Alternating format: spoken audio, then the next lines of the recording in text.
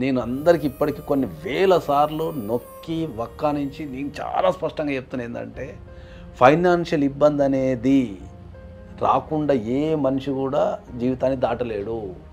ఏదో ఒక దశలో మనకి యంగ్ ఏజ్లో బిజినెస్ చేసేటప్పుడు, జాబ్ చేసేటప్పుడు, పెళ్ళైన తర్వాతనో, పిల్లలు పుట్టినప్పుడు, ట్రాన్సాక్షన్ చేసేటప్పుడు ప్రతి వ్యక్తికి, ఈ భూమి మీద పుట్టిన ప్రతి వ్యక్తికి ఫైనాన్షియల్ ఇబ్బంది అనేది ఎక్కడో దగ్గర వస్తుంది.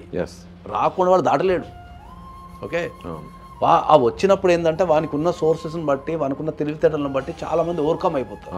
చాలామంది ఓవర్కమ్ అయిపోతారు. సడన్గా ఇంట్లో వెళ్ళిపోయటమో, లేకపోతే సడన్గా ఇంకేదో చేసుకోవటం, వాడి రియలైజ్ కావటమో, పోరాడాలనే ధైర్యంతో ఏదో ఒకటి చేసేస్తారు చాలామంది. ఈ అతి తక్కువ మంది ఏం చేస్తారంటే వాళ్ళకు నామోషి అనిపిస్తుంది. ఫస్ట్ ప్రధానంగా నామోషి అనిపిస్తుంది, పరువు. సో వీటన్నిటిని వాళ్ళు బేరీజ్ చేసుకుని ఏం చేస్తారంటే చావటం అనేది చాలా ఈజీ, ఏదో తీసుకొని చచ్చిపోతే అయిపోద్ది అనుకుంటారు. అక్కడికి ఎండ్ అయిపోద్ది అనుకుంటారు. జీవితం అంటే పోరాటం కదా. అంటే నేను